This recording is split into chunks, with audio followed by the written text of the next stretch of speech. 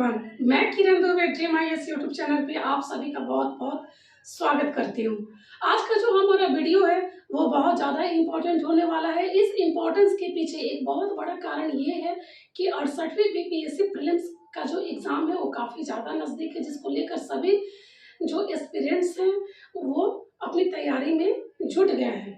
इसी को ध्यान में रखते हुए मैंने आज से इस एग्ज़ाम के लिए, ताकि आपका परफॉर्मेंस जो आपका एग्ज़ाम के दिन हो वो परफॉर्मेंस आपका काफ़ी अच्छा हो, इस चीज़ को ध्यान में रखते हुए मैंने आज से मॉक टेस्ट स्टार्ट किया है। और सबसे बड़ी बात कि ये मॉक टेस्ट आपको डिजिटल बोर्ड पे नहीं मिलेगा। ये मॉक टेस्ट मैं आपको इसी सिंपल बोर्ड पे पढ़ाऊंगी और विथ एनालिसिस आपको बताऊंगी कि ये क्वेश्चन अगर आपके सामने आया है तो ये आखिर क्यों है, इसके पीछे कारण क्या है। ठीक है, अगर ये क्वेश्चन है तो ये क्वेश्चन, जैसे कि मैंने आपके सामने मोपला विद्रोह है, तो मोपला विद्रोह के बारे में मैं आपको डिटेल्स बताऊंगी, किस सन में हुआ था, किसके बीच हुआ था। ठीक है, तो इस मॉक टेस्ट की एक बहुत बड़ी खासियत ये भी है। इसी चीज़ को ध्यान में रखते हुए हम रोज एक एक मॉक टेस्ट को लगाएंगे, ताकि जो एग्ज़ाम के दिन तक हमारी जो तैयारी है वो एक मुकाम तक पहुंच सके और आपको भी, जो भी बच्चे तैयारी कर रहे हैं, उनको एक स्तर अपना पता चल सके कि वो किस लेवल तक की अपनी तैयारी को कर चुके हैं। ठीक है, इससे ये होगा कि अगर गलतियां होती हैं तो अभी भी संभावना है उसको सही करने का। इसी बात को ध्यान में रखते हुए चलिए स्टार्ट करते हैं आज का जो हमारा पहला क्वेश्चन है उस क्वेश्चन की तरफ। और सबसे बड़ी बात मैं आपको पहले ही बता दूं कि प्रत्येक मॉक टेस्ट में मैंने 10 सवाल रखे हैं। ठीक है, ओनली 10 क्वेश्चन, जिसको आपको सॉल्व भी करना है, लेकिन मैं यहाँ आंसर के साथ आपको सॉल्व करके बताऊंगी। ठीक है, तो वीडियो के एंड तक बने रहिए। अगर आप इस चैनल पर नए हैं तो इस चैनल को लाइक, शेयर एंड सब्सक्राइब करना ना भूलें। साथ ही अगर आपने इस वीडियो से संबंधित, इस चैनल से संबंधित अन्य वीडियो को नहीं देखा है तो आप please dream IAS YouTube channel के लिंक पे जाके आप सभी वीडियो को देख सकते हैं, जो कि बहुत ज़्यादा एग्जाम के पॉइंट ऑफ व्यू से इम्पॉर्टेंट है।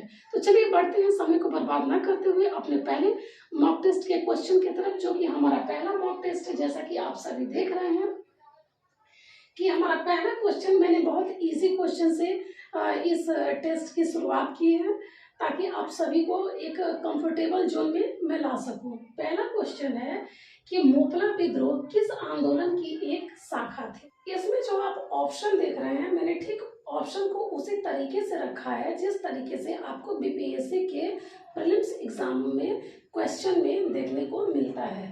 ठीक है, इसमें भी मैंने आपको 5 ऑप्शन दिए हैं, जिसमें से आपको अपना एलिमिनेट करना है और बताना है कि इसका सही आंसर क्या होगा। तो चलिए एक बार और क्वेश्चन को रिपीट कर देते हैं कि मोपला विद्रोह किस आंदोलन की एक शाखा थी, जिसमें पहला ऑप्शन है खिलाफत आंदोलन, दूसरा है सविनय अवज्ञा आंदोलन, तीसरा है भारत छोड़ो आंदोलन, चौथा है स्वतंत्र सांप्रदायिक आंदोलन एंड पांचवा ऑप्शन है कोई नहीं या इनमें से एक से अधिक। ठीक है, अब आपको ये बताना है कि इसका सही आंसर क्या है। तो चलिए हम बताते हैं कि इसका सही आंसर क्या है। तो इसका सही आंसर जो होगा वो होगा खिलाफत आंदोलन। ठीक है, ये तो मैंने आंसर को आपको बता दिया, आपके सामने रख दिया कि इसका सही आंसर ये होगा। लेकिन अब यहाँ बात उठता है कि क्वेश्चन में मोपला विद्रोह आया है, तो आपको एक बात याद रखनी चाहिए कि मोपला विद्रोह किस सन में हुआ था। पहली बात, मोपला विद्रोह किस सन में हुआ था, तो मोपला विद्रोह 1921 में हुआ था। ठीक है, और ये किनके बीच में हुआ था, तो ये जो बेसिकली हुआ था वो मुस्लिम कृषक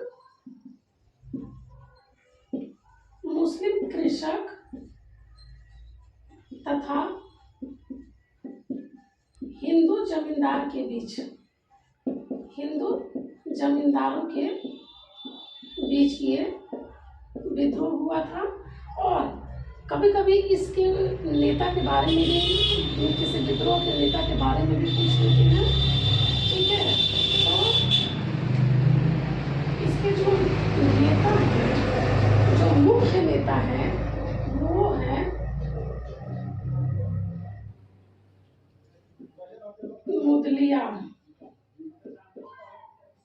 अली मुदलियार इसके मुख्य नेता हैं। ठीक है, यहाँ तो मैंने आपको एक दो टर्म और बता दिए कि मोपला विद्रोह 1921 में हुआ था, मुस्लिम कृषक तथा हिंदू जमींदारों के बीच। इसके जो मुख्य नेता थे वो अली मुदलियार थे, हालांकि इसमें कई और नेता थे लेकिन इनका नाम सबसे पहले आता है। ठीक है, कभी कभी एग्जाम में नेताओं के नाम भी पूछ लिए जाते हैं।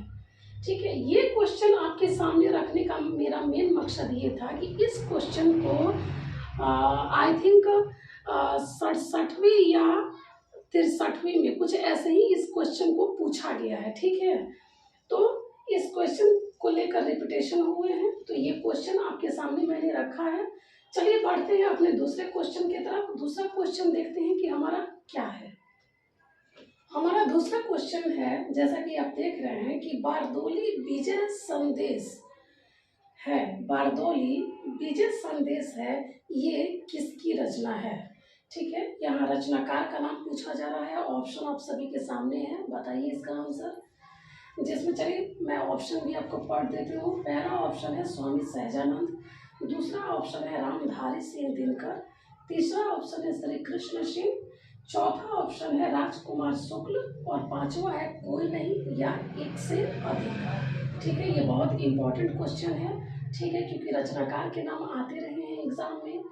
तो बताइए इसका सही आंसर क्या है। बारदोली विजय संदेश है, ये किसकी रचना है।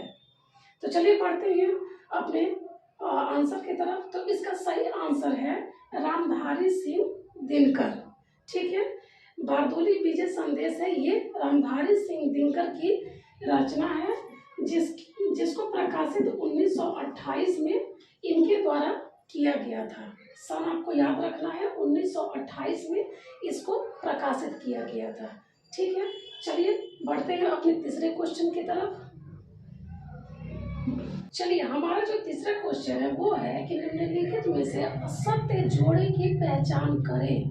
किस जोड़े की?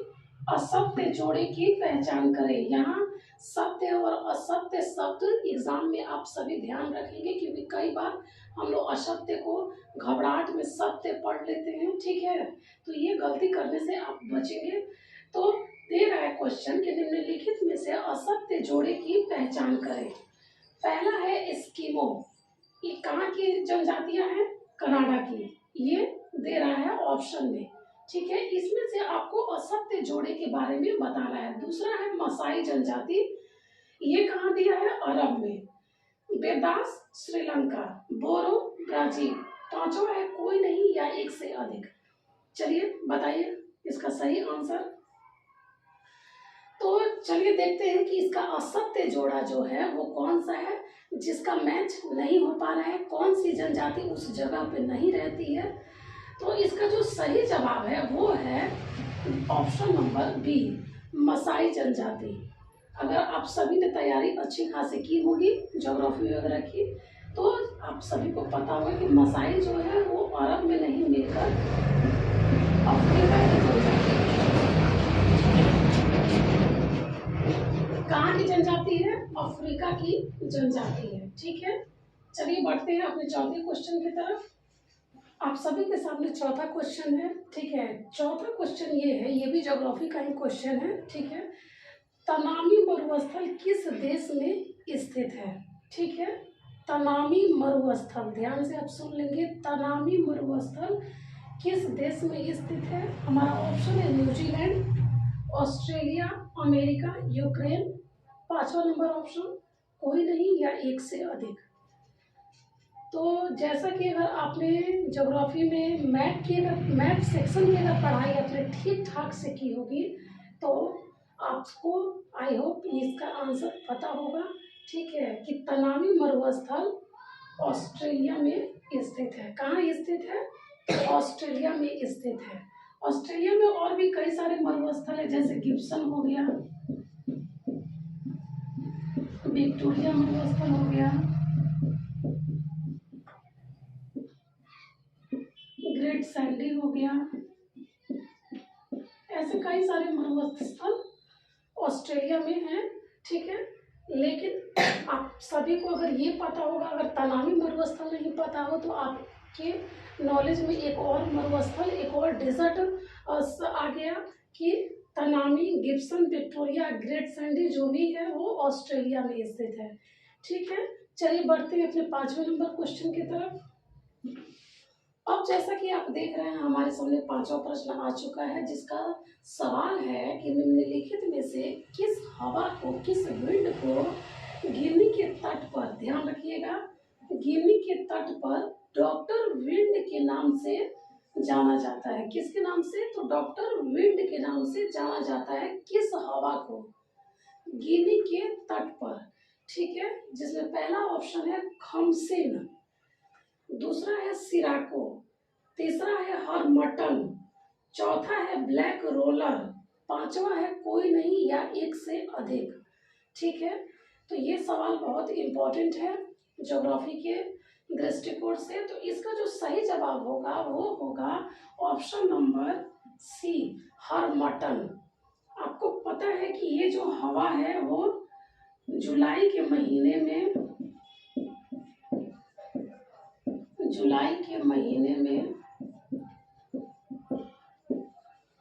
भूमध्य रेखा के आसपास बहती है। ठीक है, यहाँ से एक और नॉलेज आप इकट्ठा कर सकते हैं कि हरमटन हवा जो है वो जुलाई के महीने में भूमध्य रेखीय सतह के आसपास ये बहती है। ठीक है, तो डॉक्टर विंड किसके नाम से जानते हैं, किस हवा को डॉक्टर विंड के नाम से जानते हैं? तो हमारा ऑप्शन होगा हरमटन। ठीक है, इसको आप ध्यान देंगे। बढ़ते हैं अपने नेक्स्ट क्वेश्चन की तरफ। ठीक है, देखते हैं कि हमारा नेक्स्ट क्वेश्चन क्या है। हमारा छठा क्वेश्चन है कि कोको जल संधि द्वारा आपस में जुड़े हैं कौन कौन से स्थल जो हैं वो कोको जल संधि द्वारा आपस में जुड़े हैं। ऑप्शन आपके सामने है। पहला ऑप्शन है कि भारत और श्रीलंका के बीच, दूसरा ऑप्शन है मिनी और लक्षद्वीप के बीच, तीसरा ऑप्शन है ग्रेट निकोबार और सुमात्रा के बीच, जबकि चौथा ऑप्शन है अंडमान और कोको द्वीप के बीच। कोको द्वीप जैसा कि आप सभी को पता है कि ये म्यांमार में है। ठीक है, पांचवा ऑप्शन है कोई नहीं या एक से अधिक। तो आप सभी को याद होगा कि कोको जल संधि किस किस के बीच में है। ठीक है, किस किस स्थल के बीच में है। तो इसमें जो सही आंसर होगा वो होगा अंडमान और कोको द्वीप के बीच में कोको जल संधि जुड़ी हुई है। ठीक है, चलिए देखते हैं नेक्स्ट सवाल हमारा जो 7वां क्वेश्चन है वो है कि व्हीलर द्वीप का विकास निम्नलिखित में से किस नदी के मुहाने पर हुआ है। ठीक है, किस नदी के मुहाने पर हुआ है व्हीलर द्वीप का विकास? पहला है महानदी, दूसरा है ब्राह्मणी नदी, तीसरा है कृष्णा नदी, चौथा है तापी नदी और पांचवा है कोई नहीं या एक से अधिक। ठीक है, तो इसमें आपका जो सही जवाब हो जाएगा वो होगा ऑप्शन नंबर बी, यानी ब्राह्मणी नदी। ठीक है, अब जो व्हीलर द्वीप है वो, व्हीलर द्वीप के बारे में आप कुछ जान लीजिए। व्हीलर द्वीप जो है उसको एक और नाम से जाना जाता है अब्दुल कलाम द्वीप के नाम से भी जाना जाता है। ठीक है, व्हीलर द्वीप को अब्दुल कलाम द्वीप के नाम से भी जाना जाता है। ठीक है, पहली बात ये हो गई। दूसरी जो जानकारी है वो है कि व्हीलर द्वीप जो है वो उड़ीसा के तट पर है। ठीक है, और सबसे ज्यादा इम्पोर्टेंट बात जो आप सभी को पता होगी कि यहाँ से मिसाइलों का परीक्षण किया जाता है। ठीक है, तो ये हमारा 7वां क्वेश्चन हो गया। अब हम बढ़ते हैं अपने 8वें क्वेश्चन की तरफ। चलिए बढ़ते हैं अपने अगले क्वेश्चन की तरफ। हमारा अगला क्वेश्चन है कि बिस्त दोआब किन दो नदियों के बीच स्थित है। क्वेश्चन एक बार और सुन लीजिए। बिस्त दोआब किन दो नदियों के बीच स्थित है। ठीक है, पहला है झेलम और चनाब, दूसरा है ब्यास और सतलुज, तीसरा है चनाब और तापी, चौथा है रावी और ब्यास, पांचवा है कोई नहीं या एक से अधिक। ये हालांकि बहुत लोगों को पता होता है, खासकर स्टूडेंट को ये थोड़ा सा इजी प्रश्न है, लेकिन फिर भी कभी कभी बीपीएससी क्वेश्चन के रिपीटेशन को डाल देते हैं, तो इसलिए ये जानना जरूरी था। तो इसका जो सही आंसर है वो होगा आपको ऑप्शन नंबर बी, ब्यास और सतलुज को ही हम विस्त दोआब के नाम से जानते हैं। ठीक है, चलिए बढ़ते हैं अपने नेक्स्ट क्वेश्चन की तरफ। हमारा 9वां जो क्वेश्चन है वो है कि रिहंद परियोजना निम्नलिखित में से किस राज्य में स्थित है। कौन सी परियोजना की बात हो रही है? तो रिहंद परियोजना की बात हो रही है, जो कि ज्योग्राफी से संबंधित ये क्वेश्चन है। पहला है ऑप्शन हमारा उड़ीसा, दूसरा है मध्य प्रदेश, तीसरा है छत्तीसगढ़, चौथा है उत्तर प्रदेश, पांचवा है कोई नहीं या एक से अधिक। तो चलिए देखते हैं इसका सही ऑप्शन क्या है। तो इसका सही ऑप्शन है ऑप्शन नंबर बी, यानी मध्य प्रदेश इसका सही आंसर होगा। तो जैसा कि आपको पता है कि रिहंद परियोजना मध्य प्रदेश में रिहंद नदी पर बना हुआ है। ठीक है, जिस पर रिहंद परियोजना को रिहंद नदी पर प्रमाणित किया गया है, बनाया गया है। ठीक है, और रिहंद नदी जो है वो सोन नदी की एक सहायक नदी है। सोन की एक सहायक नदी है। रिहंद नदी जो है वो सोन की एक सहायक नदी है। ठीक है, आप इसको मैप पे भी लोकेट कर सकते हैं, मैप पे इसको आप सभी देख लेना। ठीक है, सोन नदी या फिर रिहंद नदी, इससे निकलने वाली अन्य कौन कौन सी सहायक नदियां हैं। ठीक है, बढ़ते हैं अपने लास्ट क्वेश्चन की तरफ, यानी 10 नंबर क्वेश्चन की तरफ, जो कि हमारा अंतिम क्वेश्चन होगा।